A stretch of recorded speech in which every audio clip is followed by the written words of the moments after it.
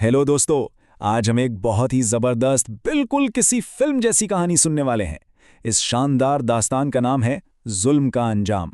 ये शुमाइल अब्दुल्ला की लिखी हुई एक ऐसी कहानी है जो हमें बताती है कि इंसाफ कैसे होकर रहता है।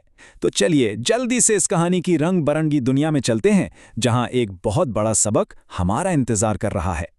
जरा सोचें दोस्तों, क्या होता है जब किसी के पास बहुत सारी ताकत आ जाए और वो गुरूर में आकर दूसरों पर रहम करना ही भूल जाए।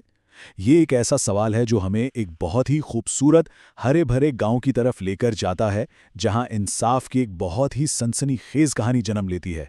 इस गांव में कुछ बहुत ही सच्चे और अच्छे लोग रहते थे। मिलिए फैसल से, जो एक बहुत ही मेहनती लेकिन मजबूर किसान है। फिर है दाऊद, एक सच्चा दोस्त जो हमेशा सबकी हिम्मत बंधाता है। और मूसा, जिसका मानना है कि किसान ही इस माशरे का असल दिल हैं। ये सब आपस में कितने जुड़े हुए हैं ना। वो एक दूसरे का हौसला बढ़ाते हैं, क्योंकि उनकी ये सादगी, प्यार और आपस का इत्तेहाद ही उनकी असल ताकत है। लेकिन उस खूबसूरत गांव में एक ऐसा शख्स भी था जिसका जिक्र ये अकेला नंबर 1 कर रहा है। एक तन्हा, जालिम और हद से ज्यादा ताकतवर शख्स। उसका नाम था अफजल। अफजल वो शख्स था जिसके पास गांव की सारी दौलत और ताकत थी, और वो इन गरीब किसानों पर अपना बेरहम हुक्म चलाता था। एक दिन गरीब फैसल डरते डरते और हकलाते हुए अपने मालिक अफजल के पास गया। उसकी आवाज़ कांप रही थी। मालिक, मुझे कुछ दिन की छुट्टी चाहिए। मेरी बीवी कैंसर की मरीज है, वो हॉस्पिटल में है। जरा अंदाज़ा लगाएं वो कितना मजबूर और परेशान होगा अपनी बीमार बीवी के लिए ये इल्तिजा करते हुए। उसकी ये मासूमियत किसी का भी दिल पिघला सकती थी। और अफजल ने क्या किया? वो बिल्कुल लापरवाही से मज़े ले लेकर अपना चिकन लेग पीस खा रहा था और बड़ी सदमहरी से बोला, ठीक है जाओ।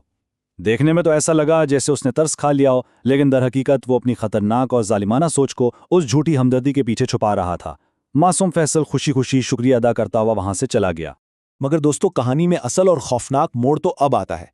जैसे ही फैसल वहां से गया, अफजल ने सिर्फ एक खुफिया फोन मिलाया। उसने अपने सबसे जालिम गुंडे रहीम खान को फोन किया और हुक्म दिया कि इस फैसल का वो हाल करो कि दोबारा कोई छुट्टी मांगने की जुर्रत ना कर सके। इस एक फोन कॉल ने सब कुछ बदल कर रख दिया। रहीम कितना सफाक था, इसका अंदाज़ा इस बात से लगाएं कि जब अफजल ने पूछा कि वो मासूम किसान कहाँ है, तो रहीम ज़ोर से हंसा और बोला, खुदा के पास। ज़रा इस जुल्म पर गौर करें। और तो और इसी तकब्बुर में आकर रहीम ने उस गमनाम इलाके का नाम अपने ही नाम पर रहीम यार खान रख दिया। ये उनके गुरूर की इंतहा थी। लेकिन सच भला कहाँ छुपता है। दाऊद ने वो खतरनाक फोन कॉल सुन ली थी। उसने भागकर मूसा को सारी हकीकत बताई कि अफजल ने फैसल को मरवाया है। इस वाक़े के बाद पूरे गांव में एक अजीब सा खामोश और सर्द खौफ फैल गया। अफजल और रहीम की दहशत इतनी ज्यादा हो गई कि किसी की भी उनके खिलाफ बोलने की हिम्मत नहीं रही। तो क्या अब ये जालिम मालिक और उसका गुंडा हमेशा के लिए बच जाएंगे? क्या इतने बड़े जुल्म की कोई सज़ा नहीं मिलेगी? कहते हैं ना कि अनदेखे खुदा की बेआवाज़ लाठी बहुत मजबूत होती है। अब कहानी में वो वक्त आ गया था जब इंसाफ खुद अपना रास्ता बनाने वाला था। कुदरत के इस बड़े इंसाफ की शुरुआत होती है सिर्फ एक छोटी सी चीज से। ये अकेला नंबर 1 अब एक काले नाग की सूरत इख्तियार कर चुका था। जी हाँ, जिसे कुदरत ने अपने इंसाफ का पहला और सबसे पुरअसरार हथियार बनाया। देखें कितनी जल्दी सब कुछ बदल गया, बिल्कुल किसी तेज रफ्तार फिल्म के सीन की तरह। एक रात रहीम गुरूर में जमीन पर सो रहा था कि इसी काले नाग ने उसे डस लिया। अगली सुबह तक उसका जिस्म इतना खराब हो चुका था कि उसे दफनाना भी नसीब नहीं हुआ। गांव वालों ने उसे गंदे पानी में फेंक दिया और इंसाफ यहीं नहीं रुका। इसी सुबह अफजल अलीपुर में ट्यूबवेल पर नहाने गया और वहां उसे एक डेंगी मच्छर ने काट लिया।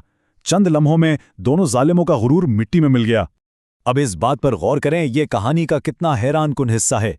एक तरफ वो अफजल है जिसने एक मजबूर किसान के कत्ल का हुक्म दिया था, और दूसरी तरफ ये वही मूसा और दाऊद हैं जिन्हें अफजल हकीर समझता था, और आज वही उसकी मौत के बिस्तर पर उसकी खिदमत कर रहे हैं। जिसने जुल्म किया, आज वो उन्हीं लोगों के रहमो करम पर था जिन्हें वो कुचलना चाहता था। पूरे 11 दिन, ये नंबर 11 अफजल की उस शदीद तकलीफ की दास्तान है। वो 11 दिन तक जिंदगी और मौत के बीच तड़पता रहा। उसकी सारी दौलत, उसका सारा गुरूर उसे एक छोटे से मच्छर के कांटे से नहीं बचा सका। इन 11 दिनों ने उसे उसकी असल औकात याद दिला दी। आपको याद है कहानी के शुरू में फैसल ने कैसे रहम की भीख मांगी थी? और अब अफजल के आखिरी अल्फाज सुने, मुझे माफ़ कर दो। एक जालिम जो कल तक किसी की बात नहीं सुनता था, आज रोते हुए अपनी गलतियों पर इन्हीं किसानों से माफ़ी मांग रहा था। लेकिन अब पानी सर से गुजर चुका था। और 11वें दिन अफजल की मौत वाक़ हो गई। ये शानदार कहानी हमें एक बहुत बड़ा सबक देती है दोस्तों। जुल्म का अंजाम कभी भी किसी का भी अच्छा नहीं होता। जो लोग अपनी ताकत का गलत इस्तेमाल करते हैं उन्हें एक ना एक दिन कुदरत के सख्त इंसाफ का सामना करना पड़ता है और उनका अंजाम बहुत बुरा होता है। आज की इस कहानी के आखिर में एक बहुत ही अहम बात सोचने की है। जब असल ताकत सिर्फ कुदरत और इंसाफ के पास है तो फिर लोग जुल्म का रास्ता क्यों चुनते हैं? जुल्म की बजाय मेहरबानी और प्यार से रहना ही सबसे बेहतरीन रास्ता है। इसी के साथ हमारी आज की ये ज़बरदस्त और सबक आमूज दास्तान यहीं ख़त्म होती है। हिम्मत, सच्चाई और इंसाफ की जीत हमेशा होती है।